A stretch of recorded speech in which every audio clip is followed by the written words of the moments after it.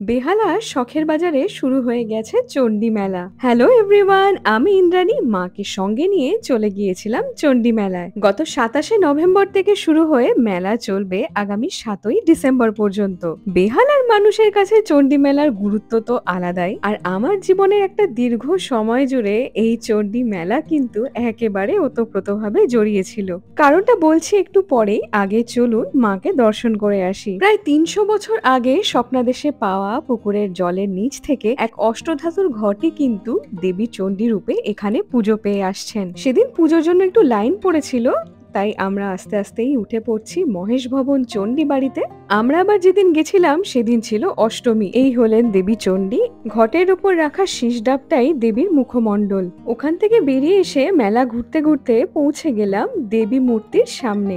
এই হলেন রক্তবর্ণা দেবী চণ্ডীর মূর্তি। এই দালানেই দেবীর পুজো হয়। আর এখানে দেখুন ঠাকুর মশাই আমাকে সিঁদুরের টিপও পরিয়ে দিয়েছেন। ৩০০ বছরের পুরনো দেবী ঘট এবং তাকে কেন্দ্র করে ২৩৩ বছরের পুরনো এই মেলার সঙ্গে সমগ্র বেহালাবাসীর কিন্তু একটা আলাদাই ইমোশন জড়িয়ে আছে। তো মেলা ঘুরতে ঘুরতে পৌঁছে গিয়েছিলাম একটা আচারের দোকানে। সেখান থেকে বেশ কিছু রকমের আচার নিলাম শুভেন্দুর জন্য, আর এখানে মায়ের জন্য নিতে এলাম একটা কফি মাগ। অনেক দেখে শুনে মা তো কিছু বুঝতেই পারছে না কোনটা নেওয়া উচিত, তা আমি একটা মাকে বেছে দিলাম। ছোটবেলায় এই মেলার একটা বিশেষ আকর্ষণ ছিল মরণকূপ। এখন অবশ্য সেসব বসে না দেখলাম, তবে রাস্তায় চলতে চলতে একটা দোকানে দেখি বিক্রি হচ্ছে বান্ডিল বান্ডিল টাকা। এই যদি ছোটবেলা হতো, মাকে রাজি করিয়ে এখান থেকে তো এক বান্ডিল কিনতামই, আর সেই সঙ্গে নিজেকে বড়লোক ভেবে একটা পৈশাচিক সুখ পেতাম। যাই হোক, তারপর দেখলাম গোপাল ঠাকুরের জামা বিক্রি হচ্ছে, সেখান থেকেও নিলাম একটা খুব সুন্দর জামা। তারপরেই দেখতে পেলাম আমার সব থেকে পছন্দের দোকান, এই হচ্ছে হরেক মাল।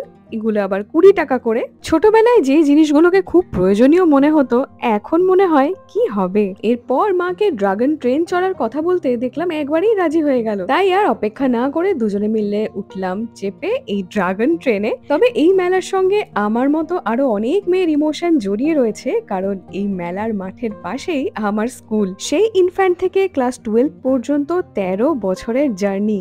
প্রতিদিনের রুটিনের একটা বিরাট অংশ ছিল স্কুল। এই যে রুমটা দেখতে পাচ্ছেন, এটা ছিল ক্লাস 8-এ আমাদের ক্লাসরুম। একটা সময় নিয়ম করে যে মেলায় যাতায়াত ছিল, এখন বহু বছরই মিস যায়, কিন্তু কলকাতায় থাকলে মেলায় তো আসতেই হবে।